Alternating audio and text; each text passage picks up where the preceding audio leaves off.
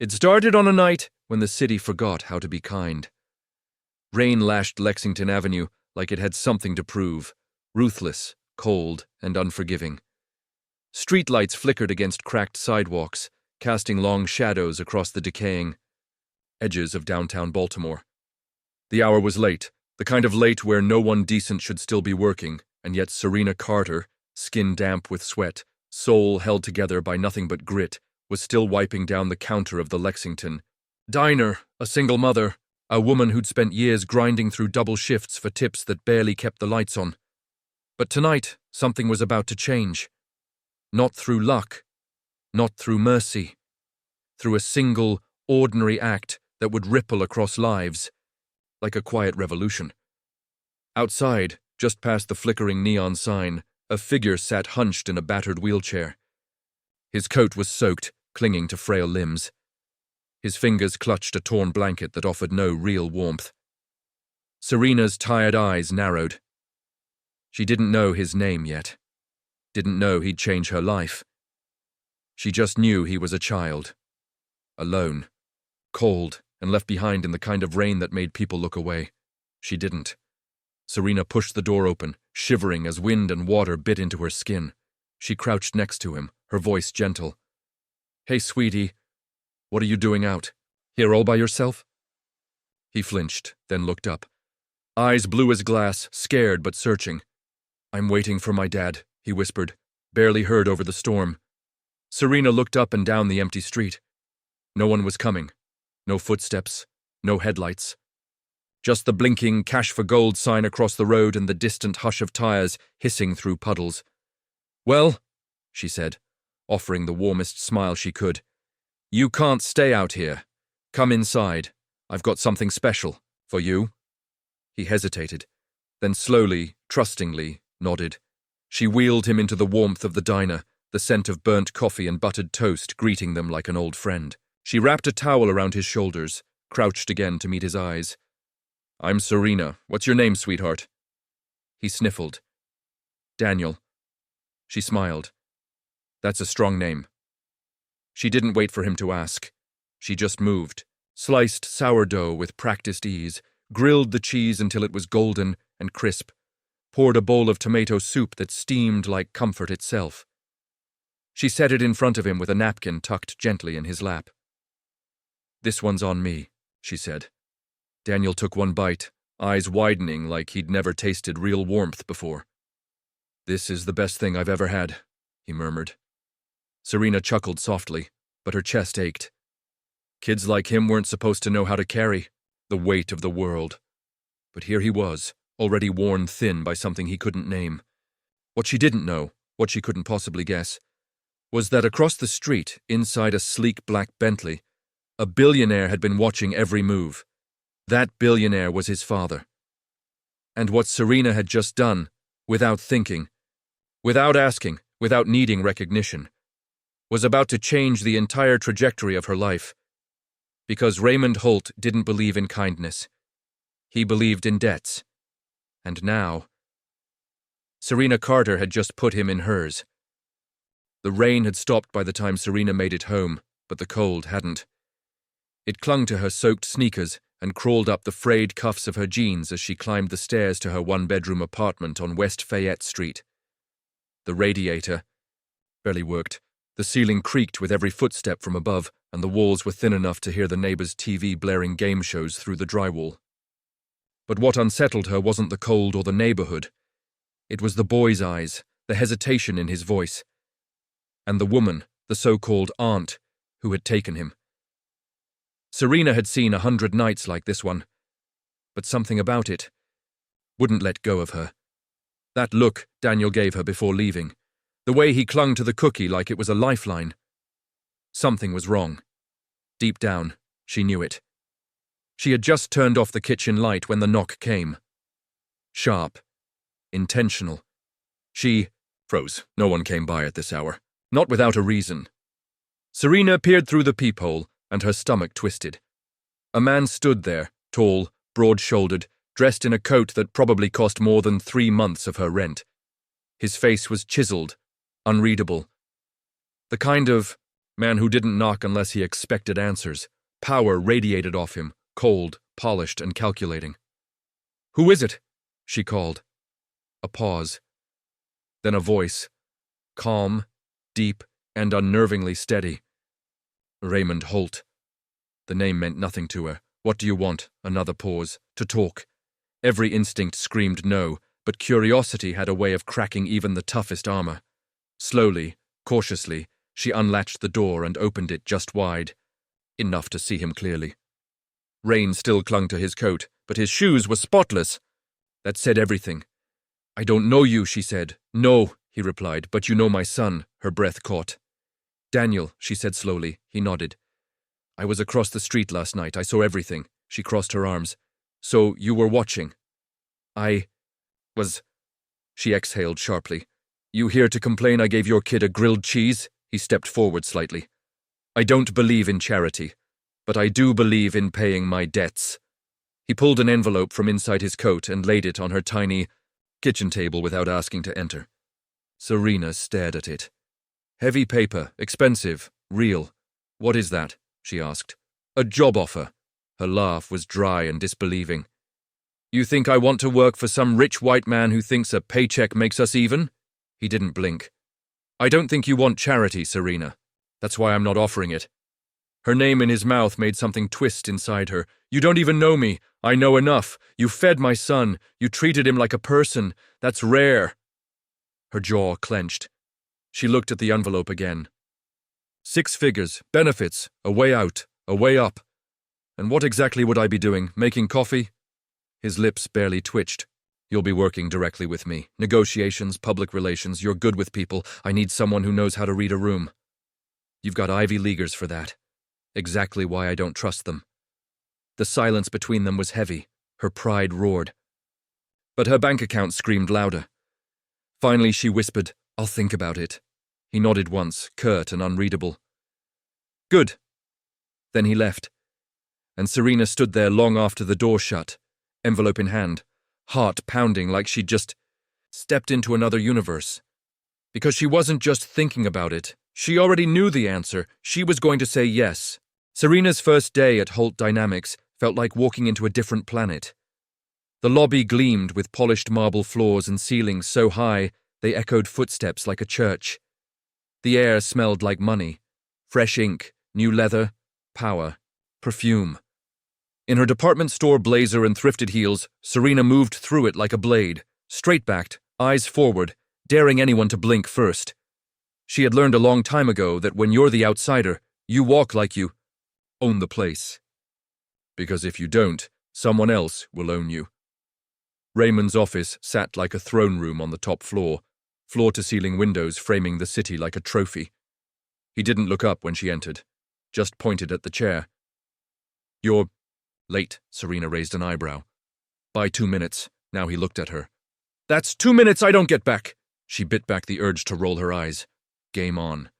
Before she could speak, the door opened. Nora Winters, crisp, cool, composed. She didn't bother to hide the flicker of skepticism in her eyes when she looked at Serena. "Miss Carter," Nora said smoothly. "Welcome to Holt Dynamics." Serena didn't blink. "Nice to see you again, Miss Winters." The edges of Nora's mouth tightened, a warning. They weren't friends. Raymond handed Serena a tablet. "You're sitting in on the Orion Group meeting. They're proposing to move manufacturing to Taiwan." Serena scrolled through the documents, her stomach turning. "That's thousands of domestic jobs gone." Raymond didn't look fazed. "It's efficient, cost-effective." Serena narrowed her eyes. "And what do you want me to do?" He met her gaze. "Talk them out of it." The Orion Group boardroom was all glass and steel, deliberately uncomfortable, designed to remind everyone who had the power. Serena sat beside Raymond, facing 3 men in tailored suits. At the head, Philip Langford. White hair slicked back, smugness baked into every line on his face. Raymond opened the conversation. "You're proposing to offshore production for cost saving. We believe it compromises the integrity of our workforce." Langford smiled thinly. "It's not personal, just business." Serena leaned in, voice calm. "Funny how it's only..." Business until it's your job on the line. Langford looked at her for the first time, eyes scanning her with practiced dismissal. And you are? Serena Carter. Holt Dynamics. His smirk deepened. Sweetheart, I get it. You think we're the villains here? She smiled back, all steel. Let's talk numbers. She slid a document across the table. Here's what happens when you offshore production. Sure, you save money for 3 years, then you pay triple in PR disasters, rehiring, and rebranding when the backlash hits. This isn't theory, this is market analysis. Langford didn't move, didn't touch the paper, but something in the room shifted. Raymond watched quietly. Langford finally exhaled. We'll revisit the proposal. Outside, Raymond finally cracked a smile. I knew I hired you for a reason. A week passed. Serena had found her rhythm until Nora caught her in the hallway. Her face was pale, her tone razor-sharp. We have a problem. She handed Serena a printout. It was an email, company secrets, financial leaks. Her name was on the sender line. Serena's blood ran cold. This isn't mine. I know. Nora said. But someone wants it to be. Raymond's office felt colder than usual. He stared at her across the desk. Tell me I wasn't wrong, he said. Serena threw the email on the desk. You weren't. He didn't look at it. Didn't. Need to. I want to believe you, he said. But the board doesn't. Her jaw clenched. I was the easy target. The new face, the black woman. Who's going to believe me over someone who's been here 10 years? He didn't argue, just said, then we find the real leak. They worked through the night. Serena, Nora, Raymond in the shadows, server logs, email traces, internal routing paths. The leak wasn't clean, but it wasn't perfect either. At 4 a.m., Nora looked up from her screen. Got him. Eric Calloway, senior executive, 10 years of spotless manipulation. Every dirty move done through someone else's fingerprints, not this time. Serena didn't wait to be summoned. She stormed into the boardroom before sunrise. Men in suits. Judgment in every glance. She slammed the folder on the table. You made a mistake. Calloway's face went pale as she laid out emails, call logs, wire transfers. This was never mine, she said. But now it's yours. Raymond stood beside her. She's not bluffing. Calloway was fired on the spot. Legal. Action to follow. The room went silent. Serena didn't smile. She didn't need to, because she had just flipped the entire system.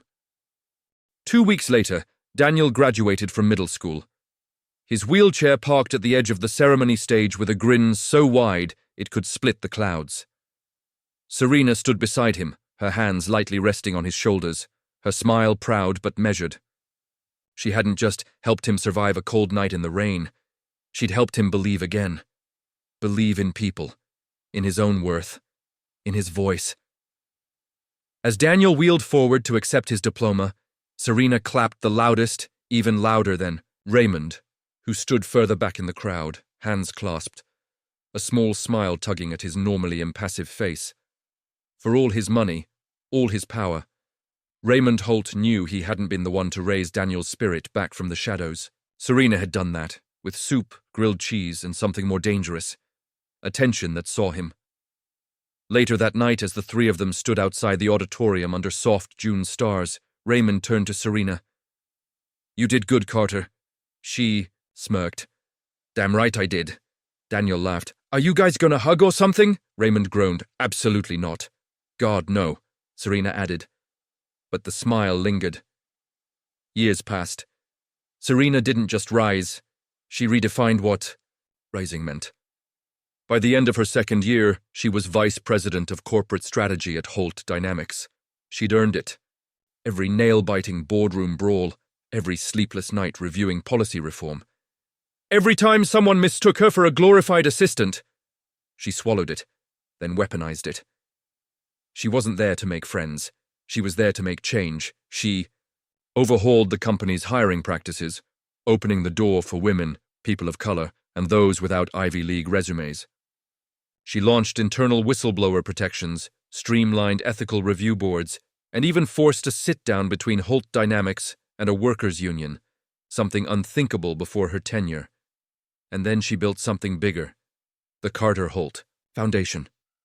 A community hub in West Baltimore named after her and, surprisingly, Raymond. It funded scholarships for underprivileged youth, STEM programs for inner-city schools, job training for formerly incarcerated individuals, and small business microloans. It wasn't a PR stunt. It was personal. Every nail hammered into that. Center echoed the nights Serena had gone hungry so her mama could pay rent. At the ribbon-cutting ceremony, cameras flashed and reporters swarmed. But Serena barely noticed. She stood beside Daniel, now a freshman in college, walking on crutches after his latest surgery, eyes alive with purpose. "I told you I'd make it," he said, chest puffed with pride. Serena reached up to fix his imam. I never doubted it for a second. Raymond, off to the side, nodded quietly. She had once accused him of only seeing people as debts to collect. But now, here he was, letting his name sit beneath hers on the foundation wall, and saying nothing about it. For Serena, it was never about the job. Not really. It was about building a world where someone like her didn't have to work twice, as hard to be seen as half as good. Where kids like Daniel weren't left in the rain, where kindness wasn't weakness, it was revolution. But even in the midst of that success, she felt it. A shift. Something coming. Power never sat quietly. For long, and in the shadows of her triumph, a new presence was watching her now. Someone who didn't like what she was building. Someone who believed the empire was slipping out of the right hands. Serena Carter had turned the tables. Now someone was coming to flip them back. To be continued. Like, share, and comment if you believe kindness is strength. And stay tuned. Serena's next battle is just getting started. The office was quiet. The city lights casting long reflections across the glass walls as Serena stood alone, overlooking Baltimore's skyline. Below her, the heartbeat of Holt Dynamics pulsed. Faster, stronger, different. She had shaped it. With every hard decision, every battle fought, every ounce of resistance she'd turned into strategy. She ran her fingers along the edge of the desk, the same one she had once approached as an outsider. Now, it bore her name. But the title didn't mean as much as the journey that brought her here. In the silence, she thought back to the boy in the rain. The grilled cheese, the soup, the moment she acted without knowing who was watching. That single choice had rewritten her entire future. And yet, it wasn't a fairy tale. It was war. Every inch earned. Every moment weighed down with cost. But this was worth it. A knock broke the quiet.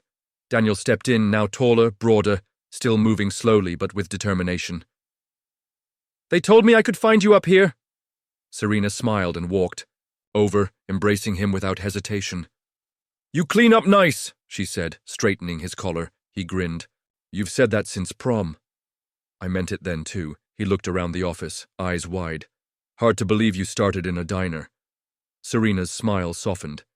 "I didn't start in a diner. I started in a world that said people like us don't get rooms like this. That was the lie. And now—" She looked out the window again. "Now we build new rooms, new tables." Daniel nodded slowly. "I'm thinking of switching majors. Education policy." Her eyes lit up. "You're serious?" "I want to build too." Serena didn't cry, not in boardrooms. But something behind her ribs cracked wide. "You've already started," she said. Later that week, Serena stood at a new podium.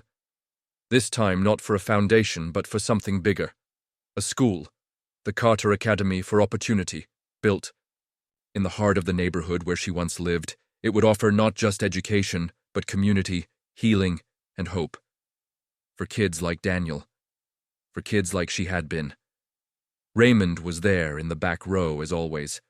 Watching, quiet, unsmiling, but not cold. Never cold, not anymore. As Serena looked out at the crowd, at the students in crisp new uniforms, she spoke clearly. "I wasn't supposed to be here. None of this was supposed to happen. But someone once told me I didn't just earn a seat. I rebuilt the table, and I'm not done yet." A pause, then applause, real, loud, unapologetic. And beneath it all a flicker in the corner.